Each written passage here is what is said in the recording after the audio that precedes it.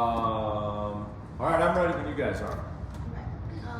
Medial epicondyle of humerus. Okay, so on the elbow, I'm gonna do some drawing for fun, just purely for fun. The most prominent bony prominence that you feel.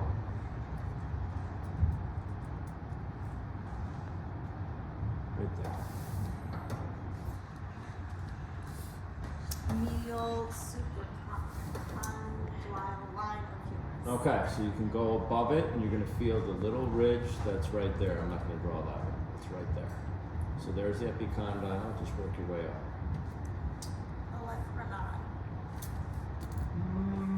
Flex your elbow to 90 degrees. So this is the olecranon, the tip of your ulna. Ulnar border.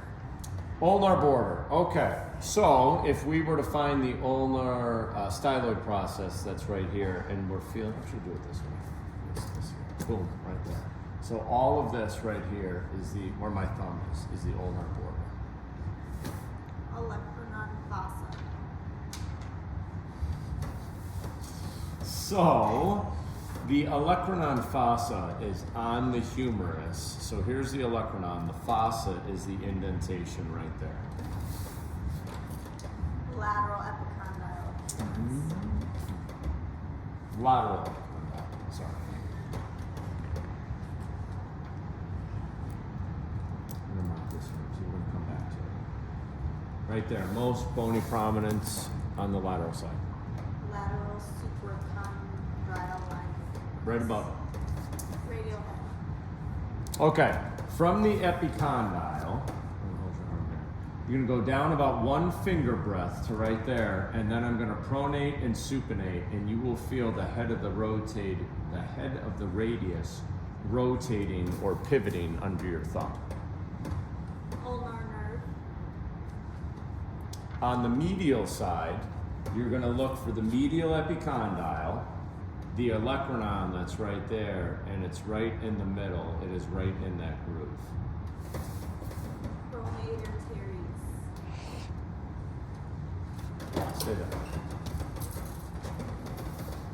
So, if I take my left hand and I'm gonna put it on her right elbow with my thenar eminence on the epicondyle, those fingers like that, where my thumb is right here, is the pronator teres.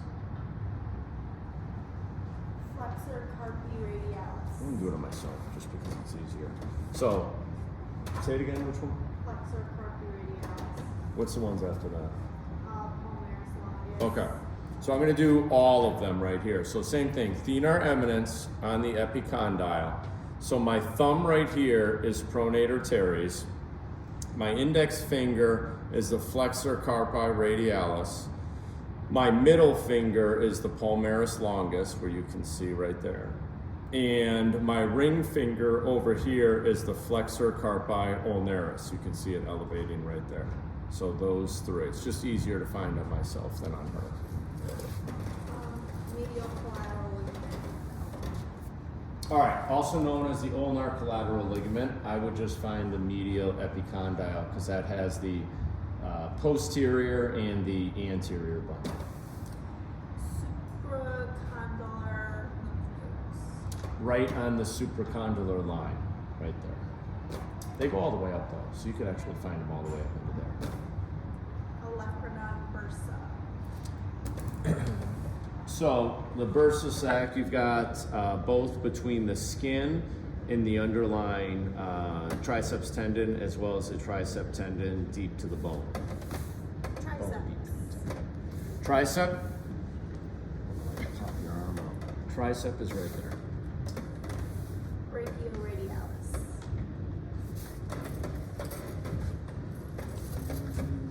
Scoot over here and face that way.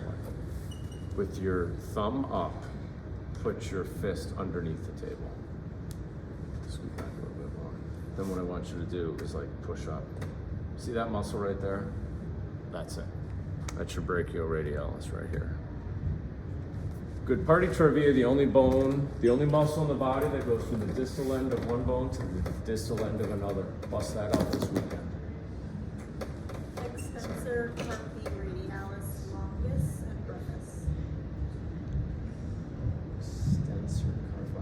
Okay. They come off your common extensor tendon, so you could palpate it by finding the lateral epicondyle. Lateral ligament. Lateral collateral ligament. All right, lateral collateral ligaments. There are two of them, which may appear later. You've got your radial collateral ligament that goes from epicondyle to annular ligament. And then you have your lateral ulnar collateral ligament that also comes off the epicondyle. You can't palpate the tubercle on the ulna where the distal attachment is. So you can palpate them both on the lateral epicondyle. Annular ligament. So from the epicondyle, I can go 1 finger breadth below where the head of the radius is. The annular ligament goes a little bit more around the neck than it does the head, but it's approximately right there. Cubital fossa. Cubital fossa is a triangle that's made from connecting the medial and lateral epicondyle. It is the pronator teres on the medial side and the brachioradialis on the lateral side, so it's right there. Biceps tendon. Distal.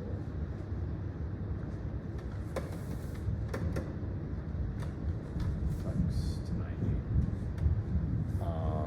Go from pronation, from there, go into supination. That tendon right there that comes up when you supinate. Brachial artery. Okay, you can relax. So she has to be in some flexion when we do this. You're going to palpate in the cubital fossa and you're just going to feel for the pulse. Most likely, it is going to be a little bit medial to the, what were we just on? Biceps tendon. There it is. Now I feel it. Median nerve. So is musculocutaneous nerve the next one? Yes. So if we go medial to that, you'll never know that you're on them, but they would be just medial to the tendon and the artery. Distal palmar Crease? Yes. This is where we can draw. Okay. This is your distal palmar crease. That's right there. I don't have proximal one, do I? That one's next. Oh, there is proximal palmar crease? Yeah. Oh, that's that one. Proximal interphalangeal crease. So that's your PIP, so it's there. I'm just doing this for fun. There, there, and there. Thenar crease.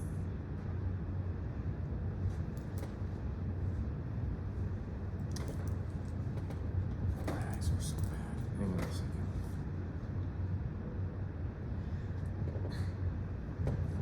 I screwed it up. This is your, no. You've got an interesting one. This here is more, with this is your thenar crease. Some of your proximal palmar crease is right there because it combines with this one. So here's your distal crease. Here's your palmar one that's here. These two are both thenar crease. So if I do it on myself, mine's maybe a little bit more evident. This is the distal crease. This is the proximal palmar crease. And so how you had the two that were shifted over, this is more of my thenar. This is my hypothenar. So this is not her distal crease?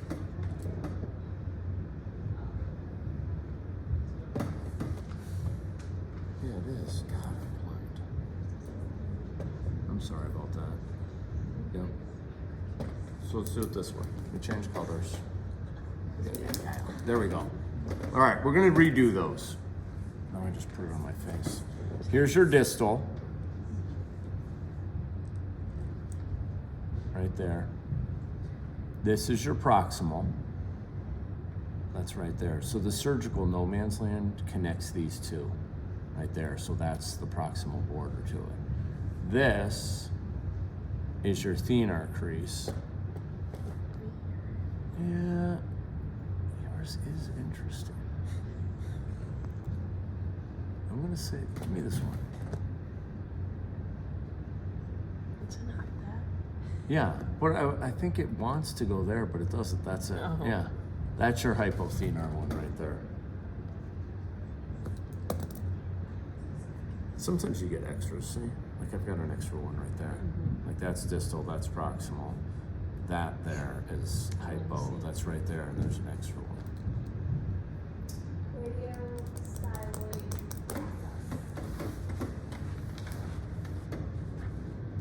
Radiostyloid process. So the distal end of your radius, which is right there. Anatomical snuff box. Back it up. Okay, so it's that indentation. There's one there, that's the snuff box. Navicular. So scaphoid, another name for the scaphoid is in the snuff box, that's right there.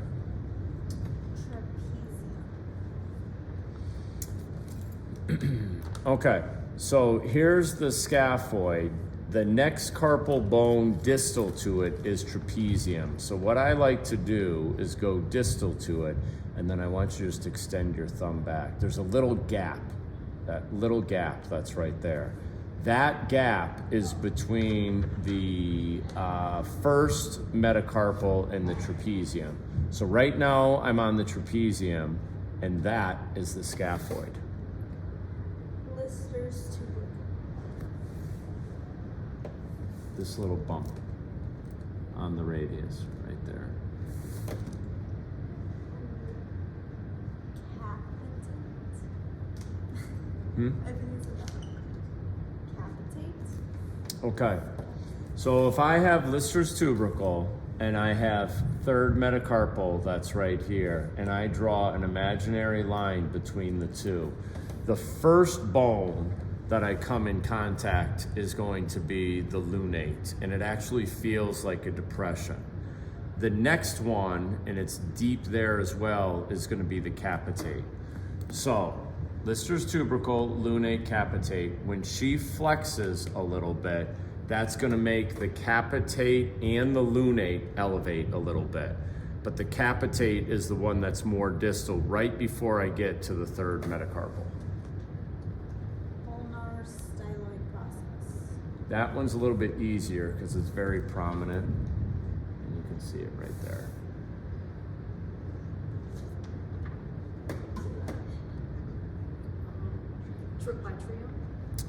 Triquetrium. So, third most common fracture. So from the ulnar styloid process, I can go distal to it, so I'm in the gap where the carpal bones are, and I'm gonna ask her to radial deviate, and as soon as she does, that bone that juts out right there is the triquetrium. Pisiform? So it's also on the ulnar side. It's the most prominent bone that you feel just before the hypothenar eminence. It's right there. Hook of the hamate. All right, let's swing around here.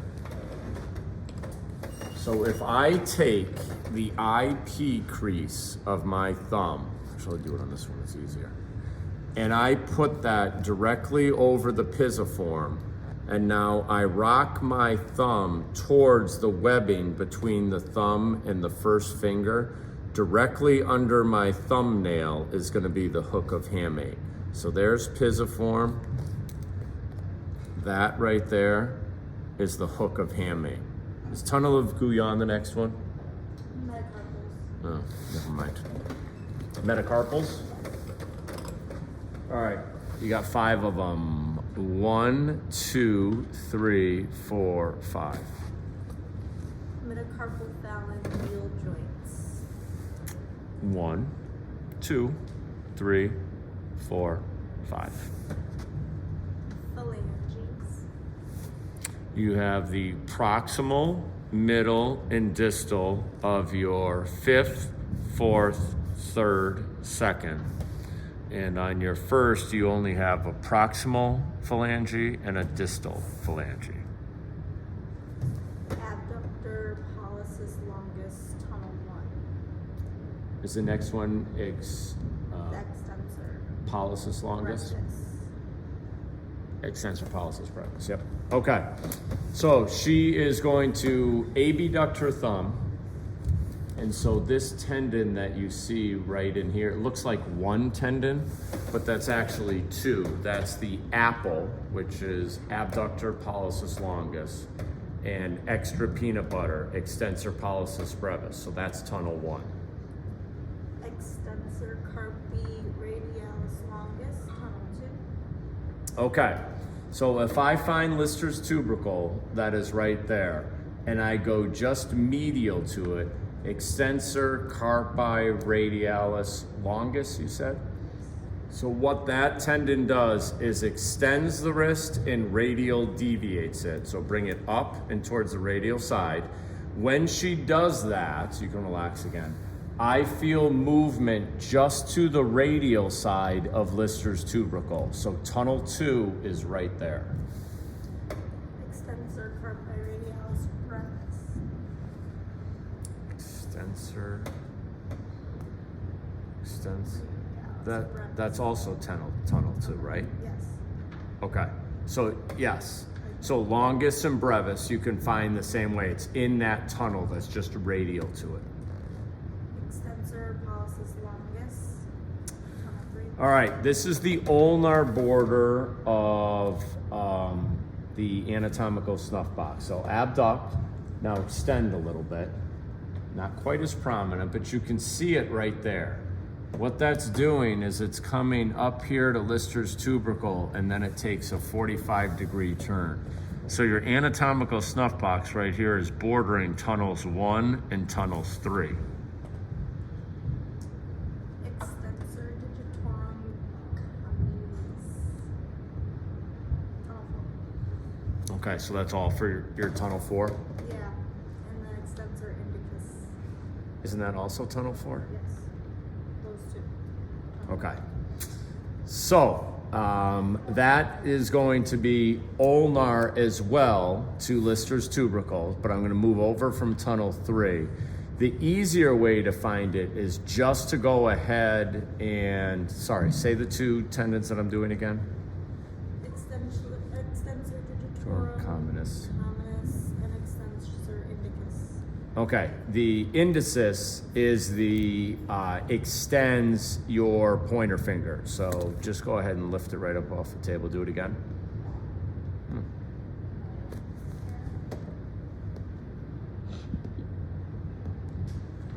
There it is. All right. So it is located right here. You can see it a little bit right there, and then it continues right through there. Tunnel 5, extensor digiti minimi. Okay, so here I'm actually going to move all the way over to the ulnar styloid process, but go radial to it. Leave my finger there. Now do the same thing where you extend that finger. Okay, and I can feel, you can see it too. It's right there and comes right up there. Extensor carpi ulnaris, tunnel 6. All right, extend carpi ulnaris, which means ulnar deviate. This time I'm going to actually go distal to the ulnar styloid process right here, extend and ulnar deviate. And it's that one right there that popped up. So that's tunnel 6. Flexor carpi ulnaris muscle. Flexor carpi ulnaris. It's a flexor, so you can go ahead and find it right off the medial epicondyle. Tunnel Leon. All right. Earlier, we found the pisiform, and this is the hook of hamate. So the very, very small gap in between them is the tunnel of Guyon. Ulnar artery. The artery and nerve pass right through there. Ulnaris longus. So if you take your thumb and pinky, oh, look at that beautiful one right there. Highlight that. All right. Carpal tunnel. All right, carpal tunnel. So I'm gonna find the borders of it. So it's pisiform in the scaphoid, that's right there. So I know I have one there, one there, so lobus triposition. So then I have trapezium, which is right there, that they can't handle. Hook of hamate right there. So if I come across, it's right there. This is important. Most people, in fact, it's actually a little bit further than that. It's right there. Most people think the tunnel is here in the wrist. It's actually not. It's more in the hand itself. So when you do like a Tinel sign, you're going to be tapping over there. Flexor carpi radialis. It's a flexor, so you can find it off the epicondyle. Thenar eminence. Thenar eminence, because we eventually found that. Hypothenar eminence is on this side. Palmar. Aponeurosis. It's the same as the plantar fascia on the bottom of your foot, so it's all of this right here. Flexor digitorum profundus. Which one did you say? Profundus. Profundus. So that's the one responsible for flexing your DIP joint. So I would palpate on the palmar side on the distal phalange of digits 2 through 5. So it would be located here, here, here, here, because it's the only muscle tendinous unit that goes that far. Extensor digitorum communis. Okay, the common flexor tendon where it's coming down. What's gonna be the best way to find it? We're gonna go just proximal to the PIP joints. So here, here, here, and here. When we get to this point, it now blends into other muscle tendinous units, but it's still intact itself, actually just when it gets to the MCP joint and beyond it. So anywhere in this region would be okay. Of the 4 fingers, not the thumb. Extensor digitorum expansion. You're all gonna be confused on this, but the expansion is a combination of the distal points of several different muscle tendinous units that all merge together after your PIP joint and continues down to beyond your DIP. So the expansion itself comes and inserts on the dorsal side of the distal phalange. So the expansion is what's responsible for extending the DIP joint. Flexor digitorum superficialis. Superficialis. So the profundus came all the way down and inserted on your distal phalange, so that flexes your DIP.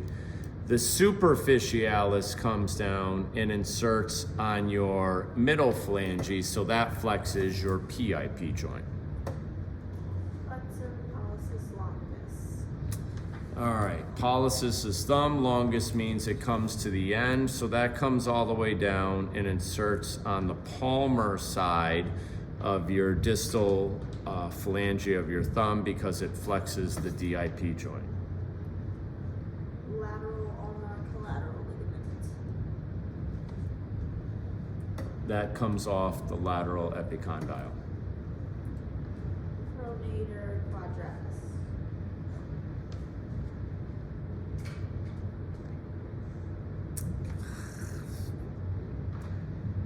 If you,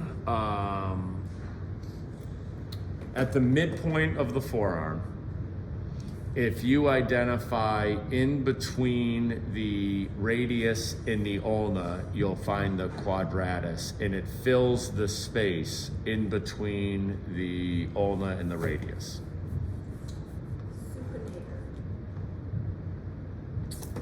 That comes off your lateral epicondyle, so you can find it there. Lumbricals? All right, I did these pictures because you're going to be confused. Has this been on the whole time? Give me the next several, Nikki. Lumbricals, what else? Dorsal, interossei, capitellum. Oh, hang on, we'll stop. So your lumbricals and your dorsal interossi are muscle bellies that are located in between each of your metatarsals. So here's dorsal interossi, there's 4 of them. Your lumbricals, you have 4 of them. Your palmar interossi is involved a little bit. Now, why am I teaching you those? If you look over here, that you will see, here's the dorsal expansion that we were talking about.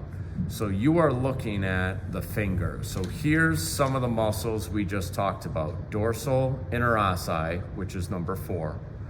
Lumbricals, which is number 5. So that's where the metatarsals are.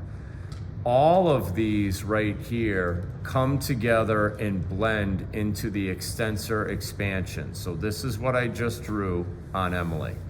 And I'm trying to show you that it's the terminal branches of all of these muscles right here that come together to form your extensor expansion.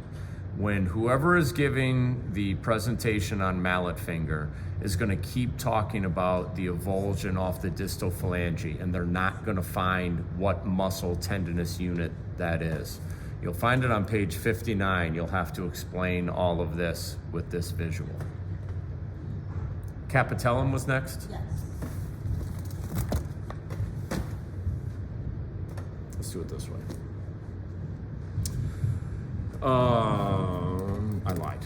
I'm gonna find my landmarks first. So, lateral epicondyle, that's right there. Head of the radius, that's right there. So if I push in the capitulum is the condyle of the humerus that articulates with the radius.